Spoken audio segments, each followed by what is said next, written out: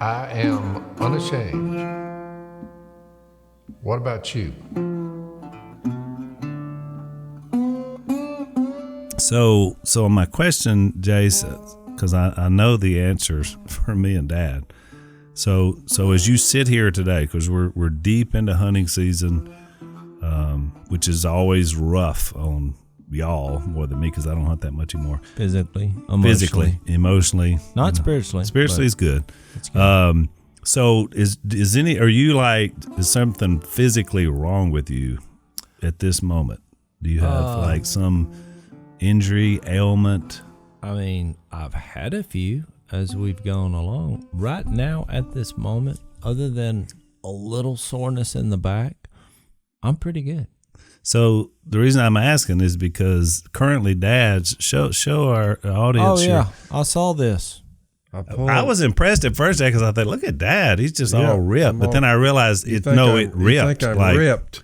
Get the light on it. See all this purple here? Ooh. I thought you had shot your gun off your what is it, your bicep? Yeah, bicep. I made a quick move, a sudden movement with this arm.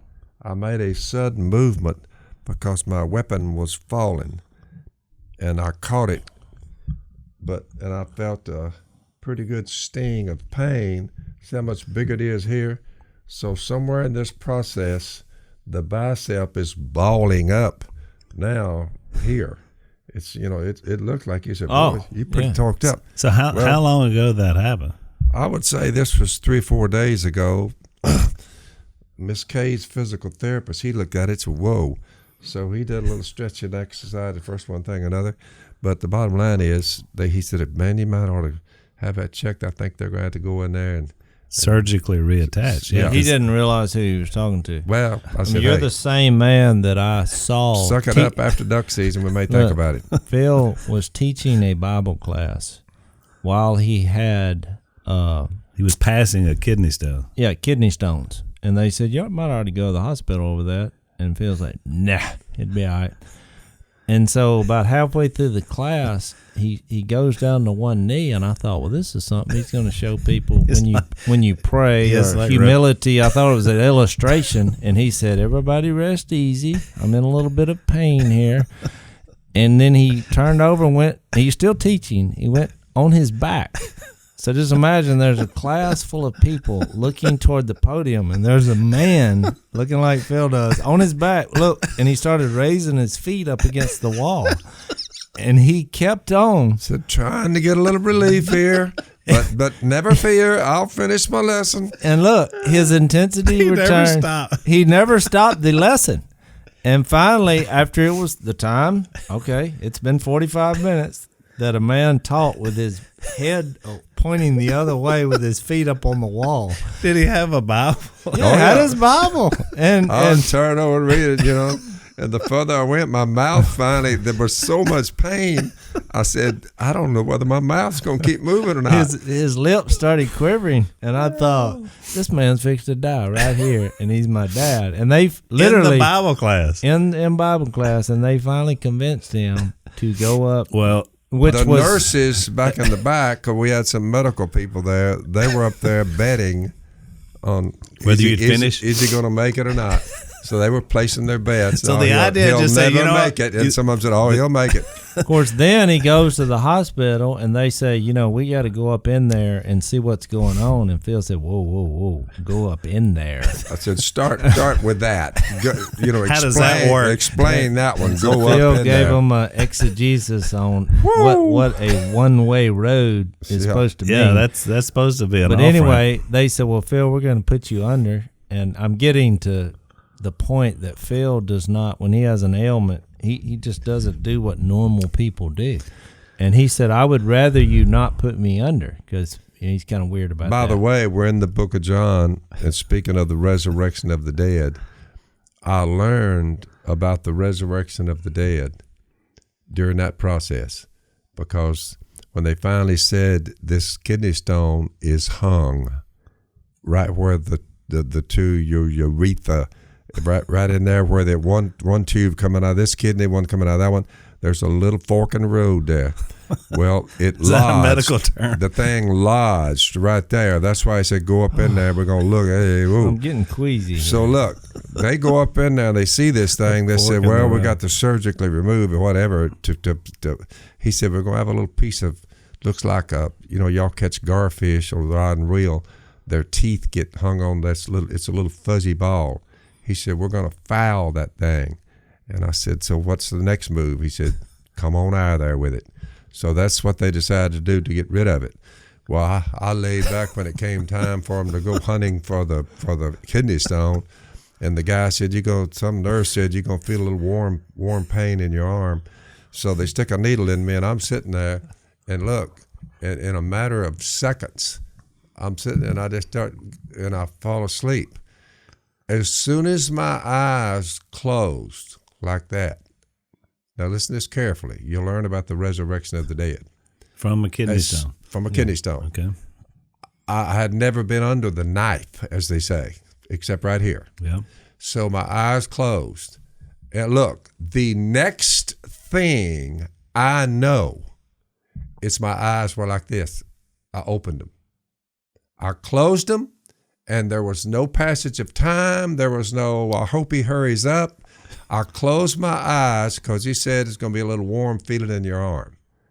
I closed my eyes and I opened them. And when I opened them, I said, let's get the show on the road. let's just get this thing over with. He said, the show's over. The doctor said, the show's over. And I said, what? He said, the show's over. I said, did you get the kidney stone? He said, I got the kidney stone. And he had it in a bottle. And he shook it like that and handed it to me, and I said, I finally understand the resurrection of the dead. Mm-hmm. And he said, told one of them nurses, I think he's hallucinating, taking it back to his room. I said, I ain't hallucinating. I said, no. I said, no time passed for me. Yep. I said, how long was that whole procedure? He said, about an hour. I said, I closed my eyes and I opened them. That could have been 100 hours. It'd have been the same result. I'd have closed my eyes, and 100 hours later, I'd have opened them. But the time that passed for me was like this, that long. The people who have died before us, they're asleep. That's why the Bible says they've fallen asleep. Mm-hmm. Yeah. Well, that's like going under the knife. Yeah. Well, if that had been 10 years, if they could have got some tubes in me to fed me, it would have still been this long. Right. I'd have closed my eyes. 10 years later, I'd open them. The Apostle Paul and all of them, they've fallen asleep, their bodies, but they open that. The right. Worst it can be when you pass, when you physically die, you close your eyes. No time passes for you because you're dead asleep. Right. No time passes, and look, you just close your eyes. 1,000 years go by. I think 1,000 years go by, and you say, "Boy, resurrection day." That's the worst it could be. I think that's why 1 Corinthians 15 says, in the twinkling of an eye. I had the same problem. When I went to the Ukraine and I was doing the humanitarian mission and we were sharing Jesus with people, when I come back, we all got sick. I think I've shared this story before. But they started running, the next couple of years, they started running all these tests on me. And they put me under, and they said, we're going to go, from the other end and do this scope and all this. Well, the next thing I knew, I was laying there just like you. Next thing I knew, I was standing on a hospital bed, and I had a piece of the railing from the bed. Yep. And there was about 3 nurses there. And I was like, I can tell they were trying to calm me down. I didn't even know I was up on the bed with a railing. Yeah. I mean, they put me under. When I came to, I'm in a war, ready to battle. Yep. And but you didn't know why? I mean, no, I just and then I said, what's going on? And they're like, everything's fine, But I just, somewhere in the process, I guess in my dream state, I thought, you shouldn't be doing whatever you're doing to me. I was ready to fight. And so then when I started asking them, they said I had invited them all to church and a fish fry, but then then I got. Then I was like, hey, back off. So I don't know how you boys are, but I love my sheets. You love your sheets? On my bed? On your bed. Oh. Are they important to your? Miss Kay goes flannel sheets during the winter. Yeah. She switches from cotton in the spring to can't do it. flannel in the winter. I can't sleep on flannel. I sweat no matter what. Me too. You know? Yeah, I don't. I have to have sheets are the only thing that I tell my wife we need to wash from time to time. Because I want to be comfortable. Yeah. You know what I mean? And I'm the one stinking I like it up. flannel sheet. They're soft, real soft. That's shocking to me. See, you never know. Well, look. So I got some sheets you guys got to check out. There's a company called Bowl and Branch, and people are really loving and talking about their sheets. I didn't realize this that 3 U.S. presidents. It doesn't say which 3. This the only bedding they use, which is kind of interesting. I don't know if they gave them to the presidents, let them try them, or what, or maybe they just found it. And then look at this, Dad. For a limited time, you can get their luxury flannel bedding. There you go. To keep you cool sleepers warm because they breathe and keep you warm sleepers cool. Yeah. Well, I've always said they need That's to do basically luxury Margot. flannel. They need to do Margot. 2 sheets, 1 flannel, 1 regular, and then swap them as the seasons change. If you're married to a person with a different temperature gauge than you, you'd make so millions. just one side of the beds and one side of the Yeah, other. then you have a options. mix sheet. They tell them to do it. All right, I will talk to Bowl And I'll Branch. tell you this, every time I've ever been at a hotel and they said, we're going to give you the presidential suite, that's always been a really good thing. So maybe that's where they got the idea there. Oh, maybe Presidential. so. It could Yeah. be. So shipping's always free. You get to try them out 30 nights, risk-free. Really? Yeah. That's nice of them. That's very nice of them. So if you don't like them, you can send them back.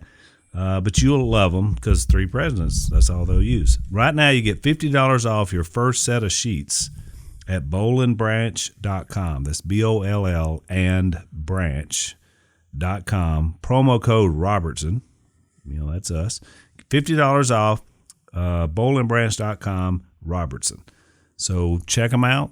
It's worth a try. You get 30 nights to see if you like them or not.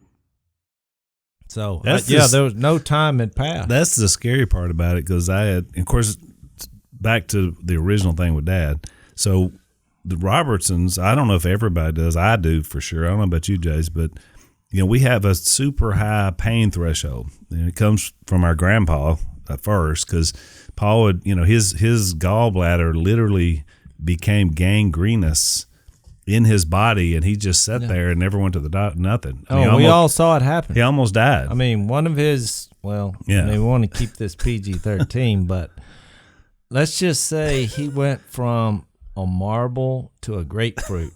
Yep. And whether he had clothes on or not, it was noticeable. Yep. Yeah. And the man it went on for weeks. It never went to the doctor. So he just a super high pain threshold. Dad's the same way. So when I walk in the other day, and Dad, the physical therapist, is trying to work on Dad. And he's, so I knew Dad was in pain. And so the guy's like, trying to figure out what's going on with him. And I said, but let me just tell you, what's his name? John something. John Wesley. John Wesley. I said, let me just tell you something, John Wesley. Whatever Dad, if he's telling you he's hurting, whatever's going on with him is like 50 times worse than a normal person. So if he's saying I'm hurting, we probably should be taking him to the ER because something bad is going on. That was the other day. Well, you just thought, this is kind of possible. Well, think about it. Look at it. The man's had a root canal with no deadening. Yep. We were on a duck hunting trip in Arkansas, and he said, I got something in my eye. We pull in over at a walk-in clinic. He goes in there, and they pull out a rod that was over, I'm not kidding, it was over an inch long out of his eye. It was just stuck in It was just stuck in the corner of his eye. And he's like, put a patch on. We was, I was thinking, well, then when I was telling you about his urinalysis, the procedure to find out what they were going to do, the doctor said, well, you're the first person that's ever done this awake. Phil's looking at the screen. They're looking up in there, While they're doing the because he said, we can put you under and it'll take 2 hours. And Phil's like, I'd rather just do it. And he's like, well, it'll take 5 minutes, but it's going to be excruciating pain. Phil's like, I can handle anything for 5 minutes. It wasn't that bad. So the doctor's like, I've never had a man looking at the camera screen while we're looking up in there. So He Phil, told me, he said, good call. He said, "You all right?" I said, "Am I all right?" "Yeah, I'm fine." No, the idea. I mean, it wasn't that, something you want to go do, just messing around. But I mean, Not for funsies. no. Well, so anyway, the high pain threshold, on one side of that, people are like, oh, those guys are real men. The negative side of it is we don't always get the best of care when we're really hurt because we just tend to suck it up and go. So it's like this arm. It may have to be surgically fixed, but you're like, yeah. I mean, Phil, I would have the. Looked into it immediately. I think that's a torn bicep. I'm not a doctor, but I think that's a torn bicep. It's a torn something. Because your muscle just doesn't turn purple overnight. Well, and then and ball it up. moved What I 4 need is inches. one of these surgeons, that somebody's watching this show, call me up, give me a call and say, okay, here's what's happened to you. Yeah, all the healthcare people out there. These feel people like are you're No, crazy. it doesn't hurt now like it did when I did it. Well, that was my question this morning. I said, Dad, are you hurt? And he said, well, that's a relative term. So I feel like now he's going to be like these football players. Every time they score a touchdown, they go, ugh. Now, when you kill a duck, you're, Yeah. No, well, I'm not raising it up too high. I'm not moving, and I'm picking up my bag and my gun with this arm, not this one. I'm leaving that one there. Kind of. Well, the good thing is it's not your shooting arm. No. But Well, that's what I'm saying. He still hunts every day. It's just, of course, look, my wife was on I had a ruptured appendix for a week, and I could have died easily and probably should have, but the Almighty looked out for me. But Well, it Phil was did the the same same- problem. I had the high pain threshold, so I'm having these rigors and fever at night, but I wouldn't go to the doctor. Well, it's like when I had the earwig in my ear, my wife, she said, I got 2 questions. Because I told her the story, the next morning. I mean, the earwig eventually came out.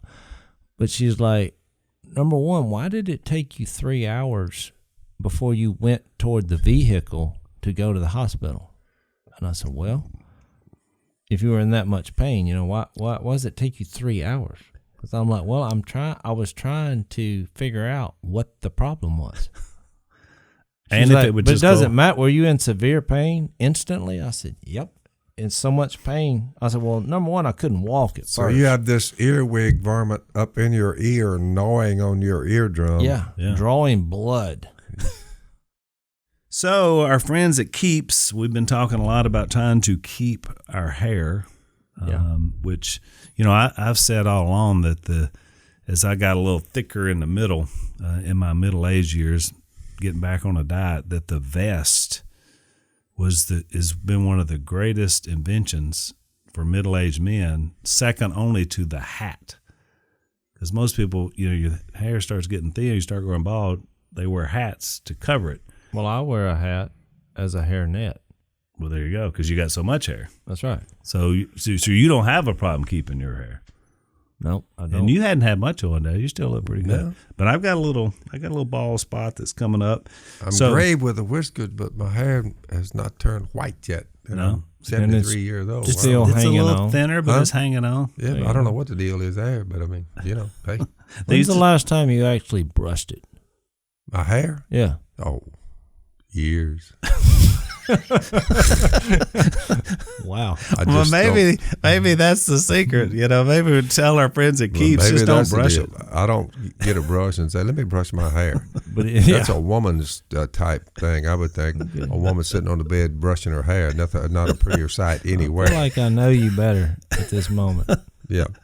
So for all the rest of us who aren't that and never brush our hair, if you're losing your hair, you go to keeps.com/door, DOOR. They're going to tell you about some of their generic versions of these hair loss products that they get. The problem is this stuff is super expensive. As many of you men probably know, they've tried these other things. So try Keeps. They got the right thing. They'll ship it to your door discreetly, it says, if you need that. But it's keeps.com/door. So you can sign up your first order. You get treatment 50% off. That's 50% off your first treatment if you sign up with keeps.com/door. Keep your hair. And so she said, and the second question is, why didn't you just crawl 10 feet and wake me up? Which that I never thought about. It never crossed my mind. You're not going to believe something's in my ear. I mean, it's kind of. I thought I'd busted my eardrum. She's like, but how? I said, well, when I felt the sting, I hit myself in the ear. So I thought, well, that was dumb. I didn't want to go to the hospital and say, look, this sounds stupid, but I thought something was biting me or stinging me. And my ear. And I busted my own eardrum. The embarrassment of that was worse than the pain because I thought, I know what I did. So they say earwigs are not really, they don't go in your ears. Yeah, they said, but that's where Jase's ended up. And it's well, let me tell y'all this. Earwig. This is part 2. We did, a whole podcast about this. 3 days ago, I have a bug person that comes and sprays. I wouldn't do it, but my wife, she's terrified of all bugs. So we pay, this woman to come in. They spray, spray stuff, keep bugs out. Okay, fine. So I told her, I was like, look, I don't want to, say you're not doing a good job. And she stopped, I said, but I had an earwig get in my ear. And she busted out laughing. And I said, no, I'm not kidding. And I saw another one about a week ago. And she was like, well, where'd you see it? I got out my Bible concordance. You know how big those things are. Yeah. And when I opened it up, it fell out and started crawling on my leg, which, look, I'd already had one in my ear. So when that happened, I stopped everything and killed that immediately. It was like a bull rattlesnake had fallen in my lap. Yeah. So I said, I'm just saying, is there something? She said, that's folk, That's folklore. Yeah. I said, no, I had an earwig in my, this woman kills bugs. And we had a 5-minute argument. She said, no, they don't, they don't really get in your ear. I said, wait a minute now. I didn't say I knew a guy. I had an earwig get in my ear. You were that guy. And she said, are you serious? I said, yes, I'm serious. Well, she said, well, I'll have to check and see if I have something. I was like, you don't even know how to battle this? This is way worse than a roach crawling around on your table. This thing. These things go for your ear. Yeah, I said, you ever see that movie Star Trek where the thing went in their ears, And she's like, no. I said, well, I don't know what I can do to help you. But you need to, if I was a bug person, I would rent that movie and watch it. And then I'd get something that. Well, I've never seen an earwig in my life. I'm 55 years old, and you've had 2 in your house? What are you I on got some an kind earwig problem. Yeah, you're on some kind of earwig burial ground. No doubt about it. You got a problem there, dude. You need to move out of that about 3 days and let them fumigate it, whatever. Well, then Missy and I argued an hour because I said, you need to fire this bug woman. And she was like, what are you talking about? She's awesome. She's my friend. I was like, she thinks earwigs is folklore. I said she should be fired. When they're crawling out of your ear. Whatever class she went to become a bug exterminator, they missed that. I'm telling you. So the reason I bring it up about the injuries is because as Dad's sitting here with his torn bicep, I've got shingles on my scalp on the back, which is a very painful. I thought you died of that. No, well, no, you don't die, but it's like your nerve endings. And it happens to old people, so it's welcome to 55. That now I get shingles. Is it contagious? No, oh, it's not as far as you know. Okay. But it's but it's super painful, and so most people, are like excruciating pain. And somebody told me that if you have shingles and they go all the way around your body, you'll be dead within 24 hours. Now that's folklore. Ask your bug lady about that. That's not true. I'm just saying nobody believes the earwig. Well, you're right. I mean, you need to go look. You need to go have that checked out. I've already been to the doctor. Whatever your discussion is, the resurrection is looming larger. This is why we keep coming back to the resurrection day, because we're getting older and older. It's like that's the thing you talk about the most because it's on the horizon. We have been talking about the book of John, which is a fascinating read. And I hope you guys are reading along with us since we're talking about it. Something I want to mention, we brought up last week, or last time we were together, we talked about the idea about Jesus being before John and yet being after John the Baptist, which was fascinating. But it reminded me, since we talked about that, Jesus says the same thing, Jase, in John 8, or John 7, I mean. Whenever you remember when they were arguing about the we're the children of Abraham, because Jesus tells them, he's like, look, if you'll follow me, you won't be a slave anymore. You can be free, and free indeed is the way. Because the Jews were under a system, right, by which they had to try to keep the law perfectly, which they couldn't. Then they had sacrifices, which they had animal sacrifices, but you're basically a slave because no one is ever good enough. Right. So So here's what they said to Jesus. They said to him when he tells them, he said, you can be, know the truth, and the truth will set you free. Where you at? I'm in John 8. It was chapter 8. So in verse 33, one of my readers, they answered him, we are Abraham's descendants and have never been slaves of anyone. How can you say that we shall be set free? So he's given them a spiritual picture of what it means if you were to follow me. They're answering with the physical of who they are as Jews, and they're like, we're not slaves of anybody. So then he goes through this whole thing. He calls them children of the devil. Abraham's not your father. The devil's your father. I mean, he just rips into them pretty good. So now they're getting really upset. And then here's what he closes with, and this is why I want to go back to what we talked about the other day. I tell you the truth, Jesus said, before Abraham was born, because they said we're children of Abraham. How dare you? Before Abraham was born, I am. You just think about that. Greatest statement of all time. Yep. Before the guy you're talking about that, by the way, lived a couple of 3,000 years earlier, before he was born, what everyone needs to understand is that when God became flesh, John 1:1, John 1:14. That didn't mean he didn't exist before then. That's right. He's always been there. Right. He just became flesh 2,018 years ago. When the time was fully born of a woman, God sent his son, born of a woman, born under law. But you know that because if you read in 1 Corinthians 10, for I do not want you to be ignorant of the fact, brothers, that our forefathers were all under the cloud and they all passed through the sea. They were all baptized into Moses in the cloud and in the sea. Old Testament, way back. They all ate the same spiritual food and drank the same spiritual drink, for they drank from the spiritual rock that accompanied them long before this being had become flesh. That rock that they were drinking from was Christ. He was there. He was there in the beginning, John said, when the cosmos was made. Through him, all things. He was there. Oh, yeah. But he wasn't flesh until 2018 years ago, and John was there to record God becoming flesh. Right. It's pretty cool, but you got to remember that, he just didn't arrive on the scene when he became a human out of a virgin girl. But that's the old prophecy all the way back to the seed of a woman will crush Satan's head.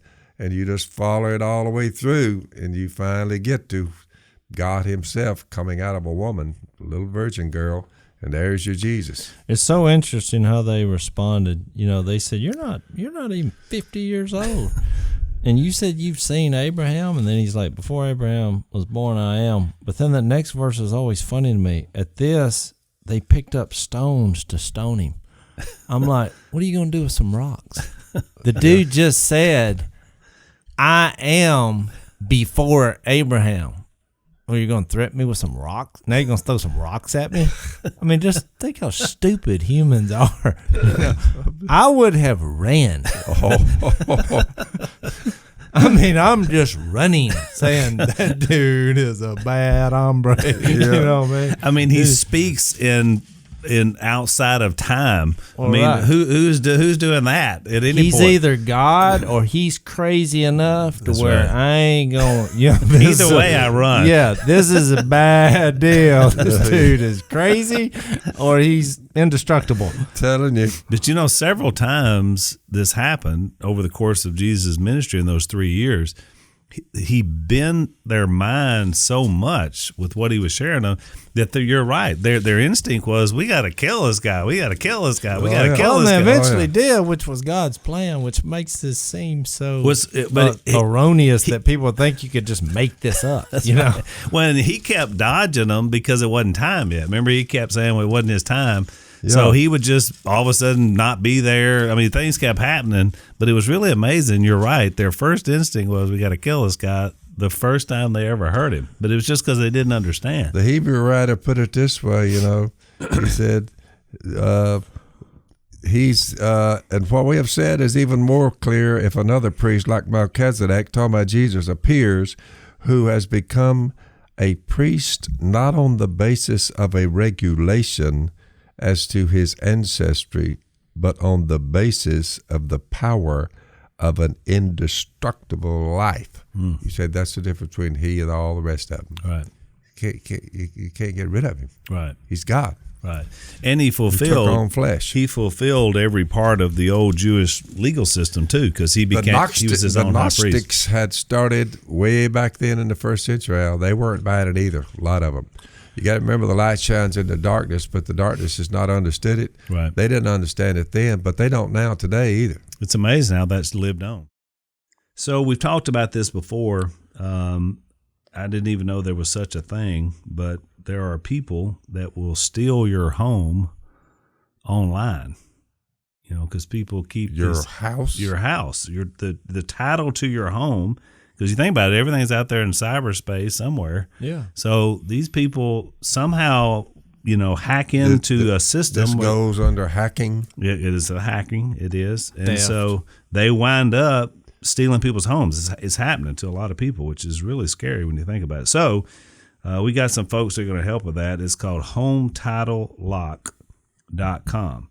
So you can go there. You can go to their website. First, you find out, make sure you're not already a victim, because somebody may have done it to you and you don't even know. You're just assuming that it's safe at the bank or whatever.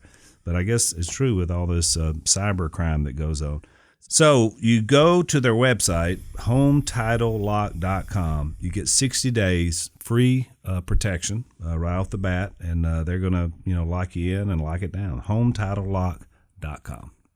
Well, and we're saying all this because it comes back to those same three principles on his DNA that we noted in the first time, that Jesus just didn't decide to live. He is life. He became flesh, verse 14, but he's also light and he's also love. The passage is 1 John 4, God is love. So when he's trying to describe, when they say, well, you're not even 50 years old, what are you talking about? You saw Abraham. He's basically saying, I am life. All life came through me. That's what John 1:3, that's what he started off saying. But it's just hard for humans to wrap their heads around that. I wanted to read the story in Matthew, 21? About the resurrection. No, it's 22. Matthew 22, because you think about these people trying to trick Jesus. So they come up there, and it says that same day the Sadducees, who say there is no resurrection. The famous preacher joke, they were Sadducees. But that represents, from our culture, you either believe Jesus is life or you believe there's no resurrection. What other middle ground is there? None. I guess the middle ground would be that somehow you die. I've heard the Hollywood type say, and then you're absorbed into the energy of the universe. Okay. And so they say, well, teacher, they said Moses, now we're going back to this old law of slavery that says that if a man dies without having children, his brother must marry the widow and have children for him. They had their law and tradition was that you just passed on if something, which I'm glad I wasn't in this time. That'd be tough. That if something happens, you got to marry your brother's wife. Well, it was mainly just to take care of them because you didn't have a man, you didn't make it back in those So now they come up with this situation. Now there were 7 brothers. The first one married, and then he died, and since he had no children, he left his wife to his brother, and the same thing happened. And so they came up with a scenario, kind of like what people do when you talk about, well, what if someone's cremated, or hypothetical, or what if what if a guy is married 7 times? So, and let's say he, surrenders to Jesus and he makes it to heaven. Whose wife is he going to be? Because you got a verse that says, what God has joined together, let not man separate. Right. And there'll be fights in heaven. It'll turn into the Jerry Springer show, and because that's my wife. What are we doing? She's married twice and whatever. So they come up with this scenario, and it says, finally, the woman died. Now, at the resurrection, whose wife will she be of the 7, since all of them were married to her? I thought it was a pretty good question. And Jesus he did not think it was a very smart question because he says, you're in error because you do not know the Scriptures or the power of God. Boom. That's a drop the mic. You idiot. I mean, he didn't say that because he wouldn't do it because he's love also. That's but right. I would have said, hey. We added that. At the resurrection, here's what Jesus says, because I think it really, this clears up a lot of things. At the resurrection, people will neither marry nor be given in marriage. They will be like the angels in heaven. But about the resurrection of the dead, have you not read what God said to you?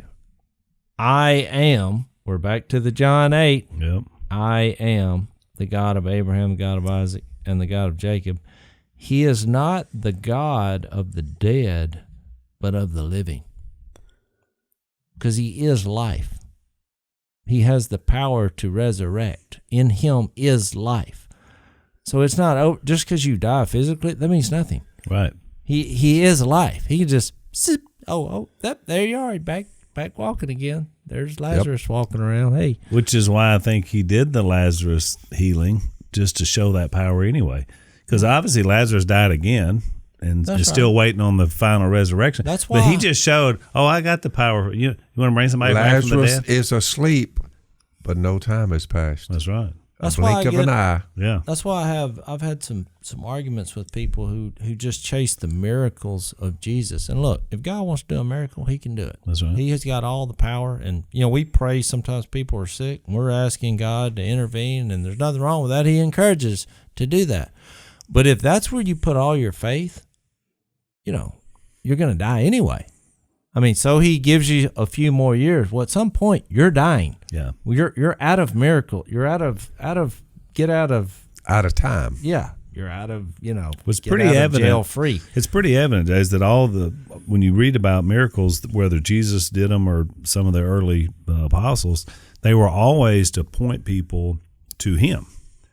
All right. You think about that. You remember when John and Peter, right after the church was started, and they're going every day to the temple courts, and so they're walking into the temple, and they're coming through it's called the Beautiful Gate, and there's a cripple laying there, and he's been a cripple since birth. So they're walking by him, and they look over at him, and he looks at them. He's got eye contact, so he thinks they're fixing to give him some money. And Peter said, "Look at us." He looks at him. He's excited now, fixing to get some money. He was like, "We don't have any gold or silver, but what we do have is better than that." He said, "In the name of Jesus, get up and walk." So this guy's been crippled his whole life, gnarled legs. I mean, this isn't like, he was. Which gets to all our ailments. Look, we're perishable. He's imperishable. That's right. So it's not a problem. But here's my point. Right, your bicep moved 4 inches and you're in pain. But guess what? At some point, Jesus, that's fixed. Yeah. That's right. That's no issue. And that's compared to you being in the ground, dead. That's a pretty minor injury that you very have much right so. now, because that's why I'm not sitting there going, "Oh me, oh me, oh me, oh I'm hurting." What do you think? Well, most people, that's all they want to talk about. I'm thinking of the resurrection of the dead. Shingles hurt. Most people, look, in our world, they spend 99% of their conversations talking about what's wrong with them. So here we are in Jesus. We're trying to talk about what's right. Yeah. We're focusing on what's right, not what's wrong. Because my whole point is, like, we've had some serious discussions when people come up and a child dies or something. It's terrible, and they're like, "Why would God let this happen?" I mean, they're just screaming. They're mad at God. And you're trying to convey to them, death is not a problem to God. It's not an issue because he is life. That's right. He doesn't view that as a problem. No, we view it as a problem because we're going to miss him, and rightfully so. Sure. But if you just think, if your life, when it says Jesus is life, he said that to Thomas, "I am the truth, the way, the life. I am life." Death is not a problem. Ever. It's not a problem at the resurrection. It's not whose wife is it. That's not a problem. Doesn't matter how you died or how many relationships you had before you died. None of that's a problem. How many ailments you had. None of that is a problem. What else would he have to do to prove that? Exactly. He's healing people. He's raising them from the dead. And the reason he was doing it, and my point back to the beggar, so the beggar jumps up. He's running around. Who wouldn't you? He's fired up. He's following Peter, he's like, wherever they're going, that's where I mean, they just gave me my legs. Yeah, they won it. They won him over. So, but here was the whole point. There were, I'm sure, crippled people all over, Jerusalem at the time. Sure. The reason that Peter did it is that then he went in there and said, salvation is found in no one but Jesus Christ. And then these Sanhedrin, they're like, well, by whose authority are you doing? Again, there's a guy running around, for the first time ever in his life. Ignore that. Who do you think you are that you can come in our temple and do something like this? They ignored it, which shows you about how miracles are. They saw the miracle and it didn't even matter. They were more critical. The other people, though, saw it and were astonished. It said they saw that these men were unschooled and ordinary and yet had been with Jesus. Yep. And then they listened. So my point is, we talk about miracles are only there to point us towards what can change us for eternity. It's not in just the moment of it. One guy sees it and is like, it's not a miracle. The guy just got better. The other guy looks at it and says, man, I want to know more. I mean, I want to know more about why this happened. Of people say if I could just see him, Phil, and talk with him, and he would appear to me, he said, then I would believe. And I said, well, if he did appear to you every 15 minutes, saying, keep the faith, if he did that every 15 minutes, you would still have to put your faith in his death for your sins, his burial, and his resurrection. So seeing him, it wouldn't supersede your faith in him. That's right. So why would he appear to you every 15 minutes? Do you believe in him? You say, yeah. He doesn't need to appear to me. He doesn't need to do that. Well, that's my point. I believe in him. A lot of people, faith in who he is, God in flesh, and what he's done, what he's now doing, mediating for me, keeping me clean, coming back to take me out of here alive. I'm like, I don't need to see him. But if he wants to show himself, it's not going to change a bit of my faith. I'm still going to have to believe he's the one that came from God and removed my sin, delivered me from Satan, and raised me from the dead. See what I'm saying? A lot of people get offended, when I talk about that. Don't chase miracles. I mean, if God wants to do that, great. And people, religious people, they get offended when you say that because that's what they're chasing. And I'm like, God has given you something greater than a miracle. And then they look up and like, well, what could that be? He's given you a miracle worker. He's given you the one who could actually do the miracles. Do you want the miracle or do you want to walk side by side with the one who can do the miracles? I'm like, I'm going to go with the guy who can do the miracles. He wants to give me one every once in a while. Great. But if not, oh, well, at some point he'll say, I'll take care of it. I mean, it's bigger than that. And it's a never lose scenario. They come in, they say, you know what? Man, I got this hurting in my gut. I don't know what's going on. You're full of cancer. And you're like, oh, no. And so you're like, so you pray, Lord, do a miracle. Take this cancer away. It's not a bad prayer. I mean, you want to live a little longer. That's no problem. But the winner is, if I'm in Christ, what if he says, no, I'm ready for you to come on home now. I got other things. You're going to bring me glory through the process of that. And then all of a sudden, it's a low-lose scenario, and I see it happen every day. I got a friend who used to play golf with Jase and I. That's the news he got. Right now he's getting better. Maybe God's going to give him a few years, but if he doesn't, it ain't going to matter. This guy's a follower all the way to the end. If you want the scriptures to validate what we're proposing here, if you go to the book of Hebrews, and he says in chapter 1 and verse 3, he says the Son, Jesus, is the radiance of God's glory, the exact representation of his being. He sustains all things by his powerful word. After he provided purification for sins, he sat down at the right hand of the Majesty in heaven. So he became as much superior to the angels as the name he has inherited is superior to theirs. So he starts off saying he's more superior than even angels. He goes to chapter 2 and he says, how can we escape if we ignore such a great salvation, which is found in Jesus, this superior being? Mm-hmm. Well, then he makes this reference in verse 3 of chapter 2. He says, this salvation, which was first announced by the Lord, our Lord Jesus, was confirmed to us by those who heard him. God testified to it. To what? The Son declaring salvation. He testified to it by signs, wonders, and various miracles, and gifts of the Holy Spirit distributed according to his will. Then he goes on to say, he gets to chapter 3 and he says, Jesus is greater than Moses. And he talks about every house is built by someone, but God is the builder of everything. And he gets to verse 6 of chapter 3 and he says, Christ is faithful as a son over God's house, and we are his house if we hold on to our courage and the hope of which we boast. And my point is, I went through 3 chapters there.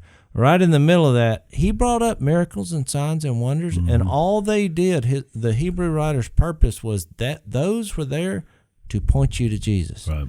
If you miss the miracle worker, if you're just chasing the signs, miracles, and wonders, well, you missed the whole point of this thing. You missed the image of the invisible God. That's right. Yep. Great point. Good point. And Hebrews, Jase, you're right. You could just keep going because you stopped at 3. I was thinking the whole thing is Jesus is greater. The Hebrew writer was brilliant in the idea that he showed every tenet of Judaism and everything that had been before in law.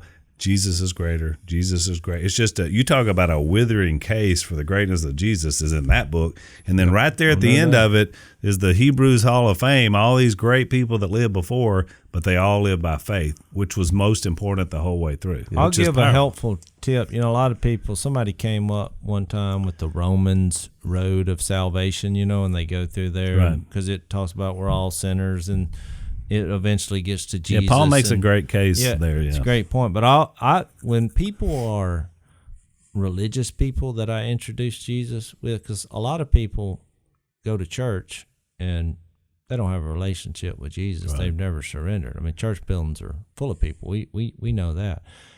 And it's a hard place to be because you're hiding in plain sight. Yeah, they kind of think they're in and give the impression that they're in, but their heart's a million miles away from having a relationship with God. Well, those are difficult people to reach because they pretty much heard the gist of everything. They just haven't surrendered or repented. I go the Hebrews road with people like that because at some point they missed Jesus. It was right there in front of them. They've heard about Jesus, but somehow the superiority of Jesus in their life, it just got missed. Yeah. And I think it's a great place to go. And it has your favorite verse, Hebrews 13:8. I love it. Jesus Christ is the same yesterday, today, and forever. Which is my point about his DNA. It's and I keep pounding on this in every discussion we have, but it's hard for us to grasp that there's a being out there named Jesus that just is. When he said, I am, it's hard to grasp that he is love. He doesn't one day decide not to love us. We come up with that in our mind. We say, well, God doesn't love me anymore because he didn't heal me. No, he is love. It never is. It's not going to change based on your circumstance. He is light. He is life. You don't have to worry about death. But we get that in our mind until our heart starts going out, and then all of a sudden we're scared because we're like, oh, well, what if it's not real? No, it's real. It's real. It's not a problem. And we live for that moment. That's a bright, sunny thought to leave on, Jase, on a rainy day, as you can see out of our Unashamed podcast command center. I watched the weather this morning before we duck hunted, and they said, listen to this, 0% chance of rain. I'm telling you, them fine chicks are too fine to know about this rain. You know why they don't know about the weather? I don't know. They never go outside. They're in a studio. They're in a studio working on hair and makeup. Looking at the computer. It's all back to I'm just saying, every once in a while, you say, look at the computer. Let me just check. Well, we better tell them it's raining because it is. All right, so we got to wrap this up, but since we're recording this on the day of the national championship, and so I got to get us on record as what we think is going to happen tonight. This is going to be aired later. Is that why you watched War of the LSU? Yeah, that's exactly why. You didn't wear anything. I will say one just short comment. Okay. Clemson will be difficult to beat. So you're going with Clemson? You're going on record? No, I'm just making a statement. I agree. Based on what they've done over the last couple of years. Oh, yeah. They're going to be hard to beat. I agree. I got a hundo that I'm sitting on that says That's $100 bill for our office.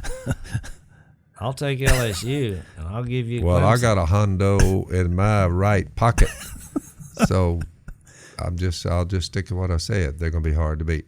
So you're going with Clemson? I'm not Is saying this a bet?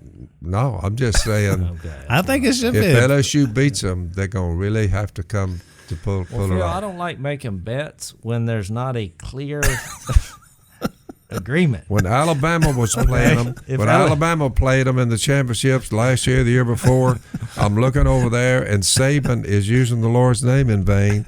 Yeah. But Dabo is over there with his troops praying, and the prayers won. So I'm just saying, these guys, they Dabo Swinney is an they awesome pray guy. to God, bless us with football He's an awesome energy. guy. Have you noticed that? He's great. I love him. I mean, and I would be pulling for Clemson against Alabama for sure. LSU by at least 10. I concur. which at least 10, which is not a whole lot. Right. That's I what think I'm it's going to be saying. close. That's what I'm saying. Oh, I mean, okay. They'll probably win, but it's going to be difficult to beat Clemson. I was trying to pick up a hundo, but I guess that's not going to happen. That's not going to happen. I've Go never Tigers. been much of a gambler. Go Tiger. It's not gambling if you know you're going to win. We are so glad you're watching and listening to the Unashamed podcast. Be sure to like us on Facebook, subscribe on YouTube and iTunes. That's going to keep you up to date with all the new episodes, and it's also going to let other people find out about our podcast. So keep spreading the word and watching and listening to Unashamed with Phil Robertson.